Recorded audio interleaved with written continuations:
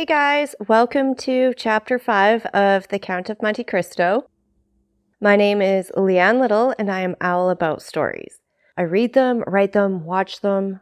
I am absolutely obsessed with anything with a story. I love them, but I especially love sharing them with other people, including reading to other people. So what better way is there than to start with the classics? I mean, they're classics for a reason, right? They are unforgettable. As we go forward, don't forget to hit up all those fancy buttons, like, subscribe, follow, share, whatever you need to do. But don't be afraid to reach out. I love to connect with you, so hit up those comments or head over to my website, leannelittle.com, to message directly. And you can also find a whole lot of other cool stuff on there, like my own books and a lot of other content. So again, today I am reading Chapter 5 from The Count of Monte Cristo. We left off with Danglars giving Fernand the tool, I guess, to really get a leg up on Edmond when it comes to Mercedes, the woman that they are both in love with. So let's get started. Chapter 5, The Marriage Feast. The morning sun rose clear and resplendent, touching the foamy waves in a network of ruby-tinted light. The feast had been made ready on the second floor at La Reserve, whose arbor the reader is already familiar with. The apartment destined for the purpose was spacious and lighted by a number of windows, over each of which was written in gold letters, for some inexplicable reason, the name of one of the principal cities of France. Beneath these windows, a wooden balcony extended the entire length of the house, and although the entertainment was fixed for 12 o'clock, an hour previous to that time, the balcony was filled with impatient and expectant guests, consisting of the favored part of the crew of the Pharaon and other personal friends of the bridegroom, the whole of whom had arrayed themselves in their choicest costumes in order to do greater honor to the occasion. Various rumors were afloat to the effect that the owners of the Pharaon had promised to attend the nuptial feast, but all seemed unanimous in doubting that an act of such rare and exceeding condescension could possibly be intended. Danglars, however, who now made his appearance accompanied by Caderousse, effectually confirmed the report, stating that he had recently conversed with Monsieur Morel, who had himself assured him of his intention to dine at La Reserve. In fact, a moment later, Monsieur Morel appeared and was saluted with an enthusiastic burst of applause from the crew of the Pharaon, who hailed the visit of the ship owner as a sure indication that the man whose wedding feast he thus delighted to honor would ere long be first in command of the ship. And as Dantès was universally beloved on board his vessel, the sailors put no restraint on their tumultuous joy at finding that the opinion and choice of their superiors so exactly coincided with their own. With the entrance of Monsieur Morel, Danglars and Caderousse were dispatched in search of the bridegroom to convey to him the intelligence of the arrival of the important personage whose coming had created such a lively sensation, and to beseech him to make haste. Danglars and Caderousse set off upon their errand at full speed, but ere they had gone many steps they perceived a group advancing towards them, composed of the betrothed pair, a party of young girls in attendance on the bride, by whose side walked Dantès' father, the whole brought up by Fernand, whose lips wore their usual sinister smile. Neither Mercedes nor Edmond observed the strange expression of his countenance. They were so happy that they were conscious of only the sunshine and the presence of each other. Having acquitted themselves of their errand and exchanged a hearty shake of hand with Edmond, Danglars and Caderousse took their places beside Fernand and old Dantès, the latter of whom attracted universal notice. The old man was attired in a suit of glistening watered silk, trimmed with steel buttons, beautifully cut and polished. His thin but wiry legs were arrayed in a pair of richly embroidered clocked stockings, evidently of English manufacture, while from his three-cornered hat depended a long streaming knot of white and blue ribbons. Thus he came along, supporting himself on a curiously carved stick, his aged countenance lit up with happiness, looking for all the world like one of the aged dandies of 1796, parading the newly opened gardens of the Luxembourg and Tuileries. Beside him glided Caderousse, whose desire to partake of the good things provided for the wedding party had induced him to become reconciled to the Dantès, father and son, although there still lingered in his mind a faint and unperfect recollection of the events of the preceding night, just as the brain retains on waking in the morning the dim and misty outline of a dream. As Danglars approached the disappointed lover, he cast on him a look of deep meaning, while Fernand, as he slowly paced behind the happy pair, who seemed in their own unmixed content to have entirely forgotten that being such as himself existed, was pale and abstracted.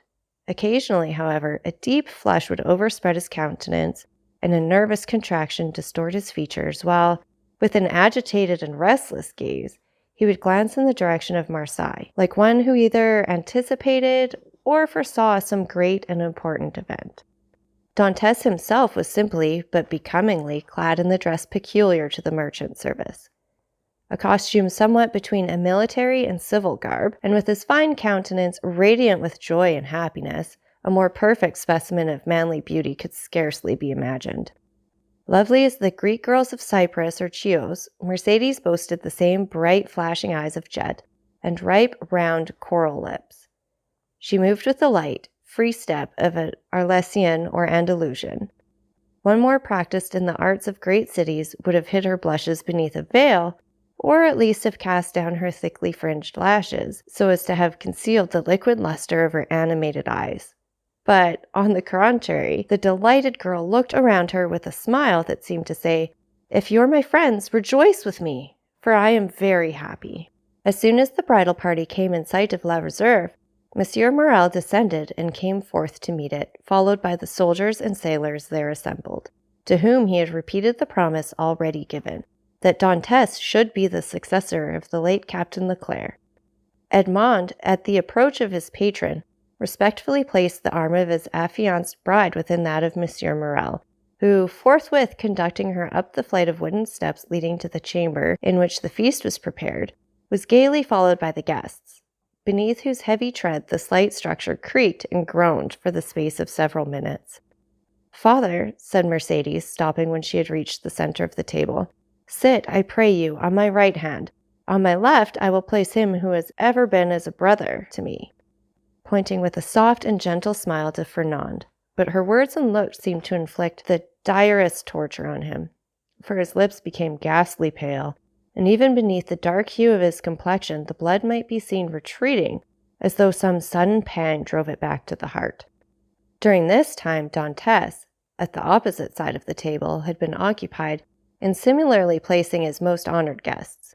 Monsieur Morrel was seated at his right hand, Danglars at his left, while at a sign from Edmond, the rest of the company ranged themselves as they found it most agreeable. Then they began to pass around the dusky piquant Arlesian sausages and lobsters in their dazzling red cuirasses, prawns of large size and brilliant color, the echinus with its prickly outside and dainty morsel within, the clovis, esteemed by the epicures of the south as more than rivaling the exquisite flavor of the oyster north. All the delicacies, in fact, that are cast up by the wash of the waters on the sandy beach and styled by the grateful fishermen fruits of the sea. "A pretty silence, truly," said the old father of the bridegroom as he carried to his lips a glass of wine of the hue and brightness of the topaz, and which had just been placed before Mercédès herself. Now, would anyone think that this room contained a happy, merry party, who desire nothing better than to laugh and dance the hours away? "Ah," said Caderousse, "a man cannot always feel happy because he is about to be married."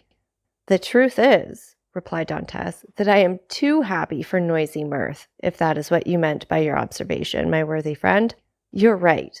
Joy takes a strange effect at times. It seems to oppress us almost the same as sorrow." Danglars looked towards Fernand, whose excitable nature received and betrayed each fresh impression. "Why, what ails you?" asked he of Edmond. "Do you fear any approaching evil? I should say that you were the happiest man alive this instant." "And that is the very thing that alarms me," returns Dantès. "Man does not appear to me to be intended to enjoy felicity so unmixed. Happiness is like the enchanted palaces we read of in our childhood, where fierce, fiery dragons defend the entrance and approach, and monsters of all shapes and kinds requiring to be overcome ere victory is ours. I own that I am lost in wonder to find myself promoted to an honor of which I feel myself unworthy, that of being the husband of Mercédès." "Nay, nay," cried Caderousse, smiling, "you have not attained that honor yet. Mercédès is not yet your wife. Just assume the tone and manner of a husband, and see how she'll remind you that your hour is not yet come." The bride blushed, while Fernand, restless and uneasy, seemed to start at every fresh sound, and from time to time wiped away the large drops of perspiration that gathered on his brow. "Well, never mind that, neighbor Caderousse. It's not worthwhile to contradict me for such a trifle as that. 'Tis true that Mercedes is not actually my wife, but," he added, drawing out his watch, "in an hour and a half she will be." A general exclamation of surprise ran round the table, with the exception of the elder Dantès, whose laugh displayed the still perfect beauty of his large white teeth. Mercedes looked pleased and gratified, while Fernand grasped the handle of his knife with a convulsive clutch. "In an hour?" inquired Danglars, turning pale. "How is that, my friend?" "Why, thus it is," replied Dantès. "Thanks to the influence of Monsieur Morrel, to whom, next to my father, I owe every blessing I enjoy, every difficulty has been removed. We have purchased permission to waive the usual delay, and at 2:30 the mayor of Marseille will be waiting for us at the city hall.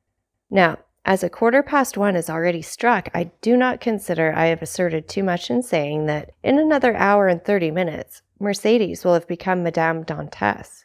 Fernand closed his eyes. A burning sensation passed across his brow, and he was compelled to support himself by the table to prevent his falling from his chair. But in spite of all his efforts, he could not refrain from uttering a deep groan, which, however, lost amid the noisy felicitations of the company. "Upon my word," cried the old man, "you make short work of this kind of affair. Arrived here only yesterday morning and married today at 3 o'clock? Commend me to a sailor for going the quick way to work." "But," asked Danglars in a timid tone, "how did you manage about the other formalities? The contract, the settlement?" "The contract," answered Dantès laughingly. "It didn't take long to fix that. Mercedes has no fortune. I have none to settle on her. So you see, our papers were quickly written out and certainly do not come very expensive." This joke elicited a fresh burst of applause. "So that what we presume to be merely a betrothal feast turns out to be the actual wedding dinner," said Danglars.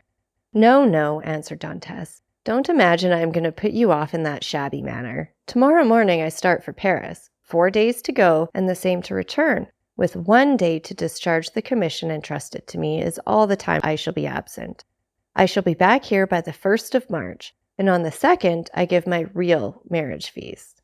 This prospect of fresh festivity redoubled the hilarity of the guests to such a degree that the elder Dantès, who, at the commencement of the repast, had commented upon the silence that prevailed, now found it difficult, amid the general din of voices, to obtain a moment's tranquillity in which to drink to the health and prosperity of the bride and bridegroom.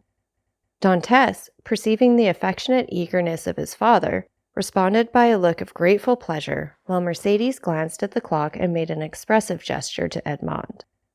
Around the table reigned that noisy hilarity which usually prevails at such a time among people sufficiently free from the demands of social position not to feel the trammels of etiquette. Such as at that commencement of the repast had not been able to seat themselves according to their inclination rose unceremoniously and sought out more agreeable companions. Everybody talked at once, without waiting for reply, and each one seeming to be contented with expressing his or her own thoughts. Fernand's paleness appeared to have communicated itself to Danglars. As for Fernand himself, he seemed to be enduring the tortures of the damned. Unable to rest, he was among the first to quit the table, and, as though seeking to avoid the hilarious mirth that rose in such deafening sounds, he continued, in utter silence, to pace the further end of the salon. Caderousse approached him just as Danglars, whom Fernand seemed most anxious to avoid, had joined him in a corner of the room. "Upon my word," said Caderousse, from whose mind the friendly treatment of Dantès, united with the effect of the excellent wine he had partaken of, had effaced every feeling of envy or jealousy at Dantès' good fortune. "Upon my word, Dantès is a downright good fellow, and when I see him sitting there beside his pretty wife that is so soon to be, I cannot help thinking it would have been a great pity to have served him that trick you were planning yesterday." "Oh, there was no harm meant," answered Danglars. "At first I certainly did feel somewhat easy as to what Fernand might be tempted to do, but when I saw how completely he had mastered his feelings, even so far as to become one of his rival's attendants, I knew there was no further cause for apprehension." Caderousse looked full at Fernand. He was ghastly pale. "Certainly," continued Danglars, "the sacrifice was no trifling one when the beauty of the bride is concerned. Upon my soul, that future captain of mine is a lucky dog. Gad, I only wish he would let me take his place." "Shall we not set forth?" asked the sweet silvery tone of Mercedes. 2 o'clock has just struck, and you know we're expected in a quarter of an hour." To be sure, cried Dantès, eagerly quitting the table. "Let us go directly." His words were re-echoed by the whole party with vociferous cheers. At this moment, Danglars, who had been incessantly observing every change in Fernand's look and manner, saw him stagger and fall back with an almost convulsive spasm against a seat placed near one of the open windows. At the same instant, his ear caught a sort of indistinct sound on the stairs, followed by the measured tread of soldiery, with the clanking of swords and military accoutrements. Then came a hum and buzz, as of many voices, so as to deaden even the noisy mirth of the bridal party, among whom had a vague feeling of curiosity and apprehension quelled every disposition to talk, and almost instantaneously the most death-like stillness prevailed. The sounds grew nearer. 3 blows were struck upon the panel of the door. The company looked at each other in consternation. "I demand admittance," said a loud voice outside the room. "In the name of the law." As no attempt was made to prevent it, the door was opened, and a magistrate, wearing his official scarf, presented himself, followed by 4 soldiers and a corporal. Uneasiness now yielded to the most extreme dread on the part of those present. "May I venture to inquire the reason of this unexpected visit?" said Monsieur Morrel, addressing the magistrate, whom he evidently knew. "There is doubtless some mistake easily explained." "If it be so," replied the magistrate, "rely upon every reparation being made. Meanwhile, I am the bearer of an order of arrest, and although I most reluctantly perform the task assigned to me, it must nevertheless be fulfilled. Who among the persons here assembled answers to the name of Edmond Dantès?" Every eye was turned towards the young man who, in spite of the agitation he could not but feel, advanced with dignity and said in a firm voice, "I am he. What is your pleasure with me?" "Edmond Dantès," replied the magistrate, "I arrest you in the name of the law." "Me?" repeated Edmond, slightly changing color. "And wherefore, I pray?" "I cannot inform you, but you will be duly acquainted with the reasons that have rendered such a step necessary at the preliminary examination." Monsieur Morrel felt that further resistance or remonstrance was useless. He saw before him an officer delegated to enforce the law, and perfectly well knew that it would be as unavailing to seek pity from a magistrate decked with his official scarf as to address a petition to some cold marble effigy. Old Dantès, however, sprang forward. There are situations which the heart of a father or a mother cannot be made to understand. He prayed and supplicated in terms so moving that even the officer was touched, and although firm in his duty, he kindly said, "My worthy friend, let me beg of you to calm your apprehensions.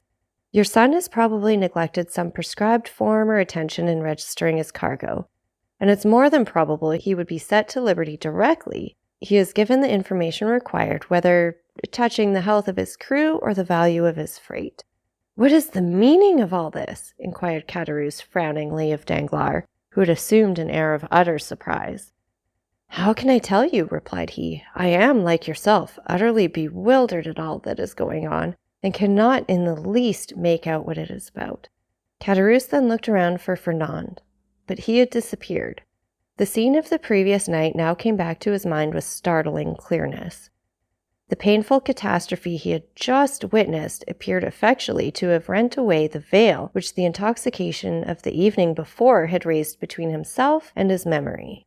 So, he said in a hoarse and choking voice to Danglars. "This, then, I suppose, is a part of the trick you were concerting yesterday.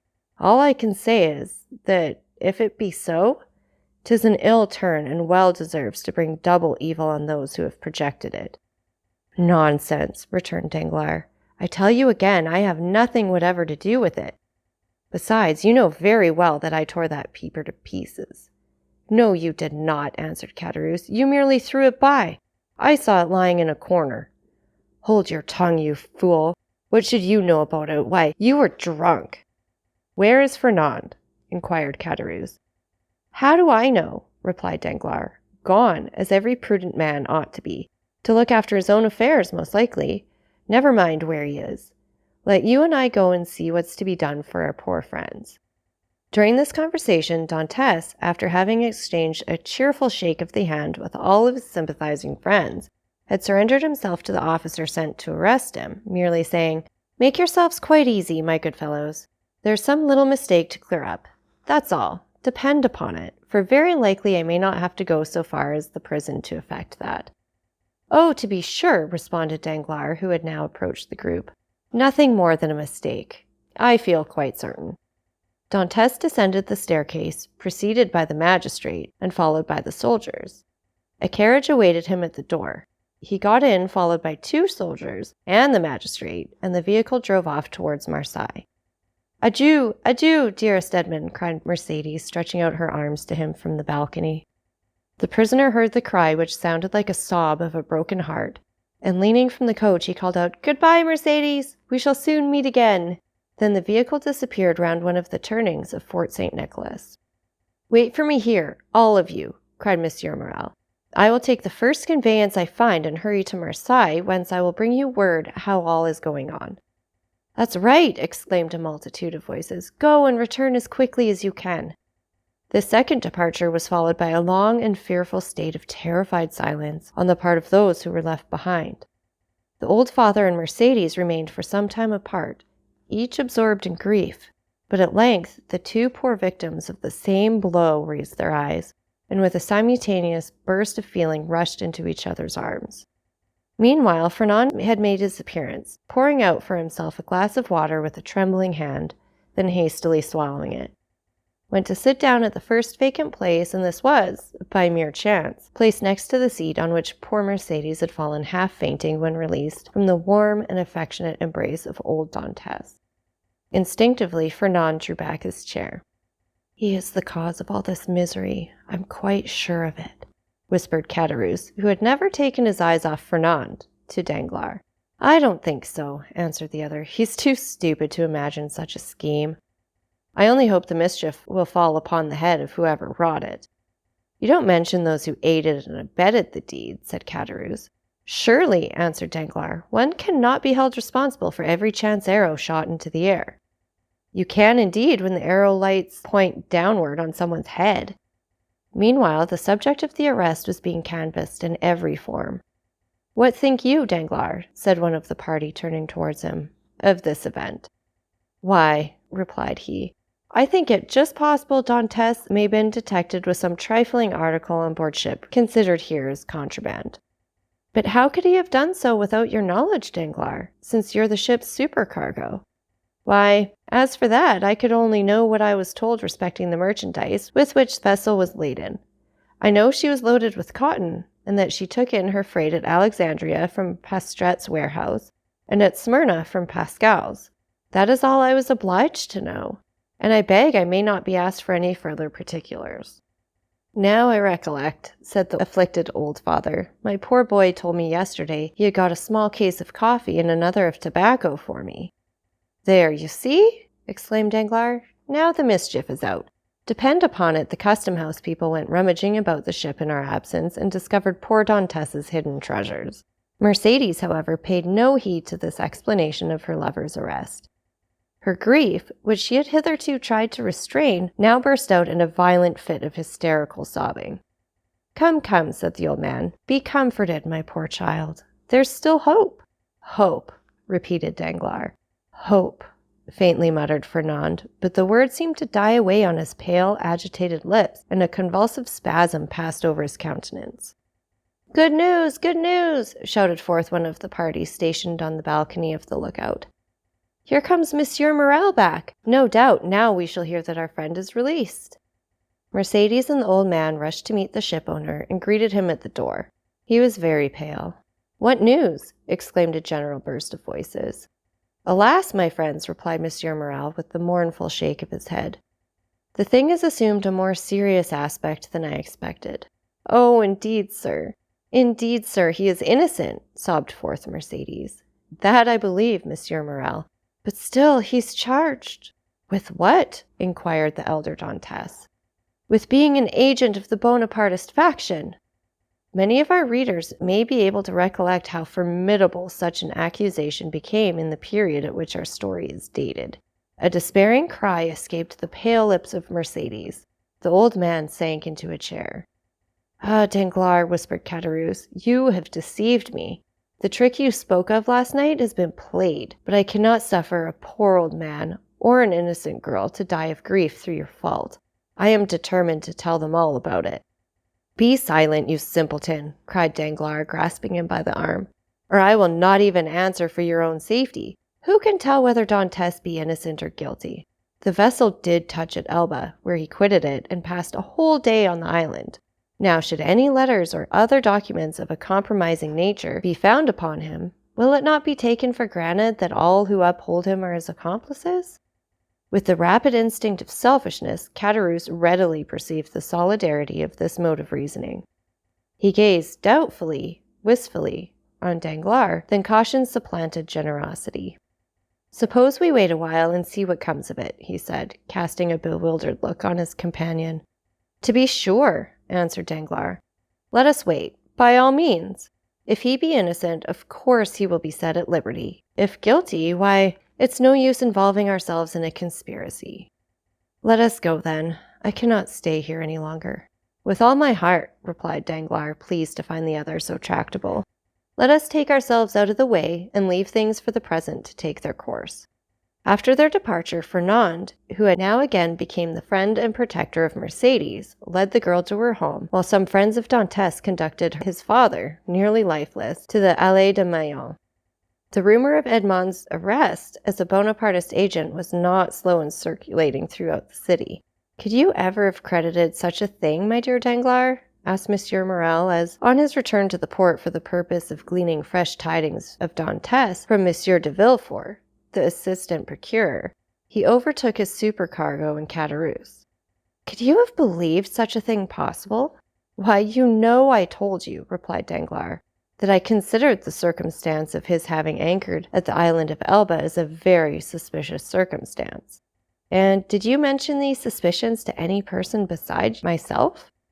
"Certainly not," returned Danglars, then added in a low whisper, "You understand that on account of your uncle, Monsieur Policar Morel, who served under the other government, and who does not altogether conceal what he thinks on the subject, you're strongly suspected of regretting the abdication of Napoleon. I should have feared to injure both Edmond and yourself had I divulged my own apprehensions to a soul. I am too well aware that though a subordinate like myself is bound to acquaint the shipowner with everything that occurs, there are many things he ought most carefully to conceal from all else." "'Tis well, Danglars, 'tis well," replied Monsieur Morrel. "You are a worthy fellow, and I had already thought of your interests in the event of poor Edmond having become captain of the Pharaon." "Is it possible you were so kind?" "Yes, indeed. I had previously inquired of Dantes what was his opinion of you, and if he should have any reluctance to continue you in your post, for somehow I have perceived a sort of coolness between you." "And what was his reply?"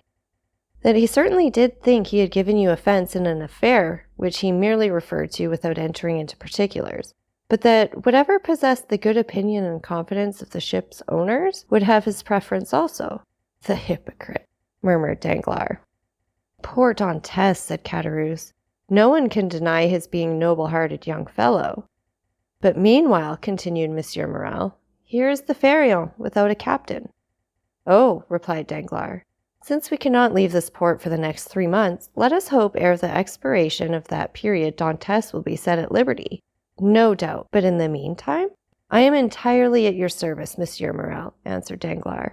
"You know that I am as capable of managing a ship as the most experienced captain in the service, and it will be so far advantageous to you to accept my services that upon Edmond's release from prison, no further change will be requisite on board the Pharaon than for Dantes and myself to resume our respective posts." "Thanks, Danglars, that will smooth over all difficulties. I fully authorize you at once to assume the command of the Pharaon and look carefully to the unloading of her freight.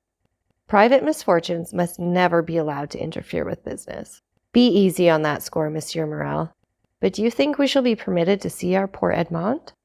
I will let you know that directly I have seen Monsieur de Villefort, whom I shall endeavor to interest in Edmond's favor.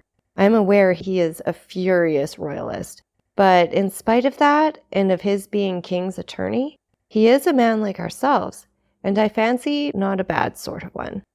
"Perhaps not," replied Danglars, "but I hear that he is ambitious, and that's rather against him."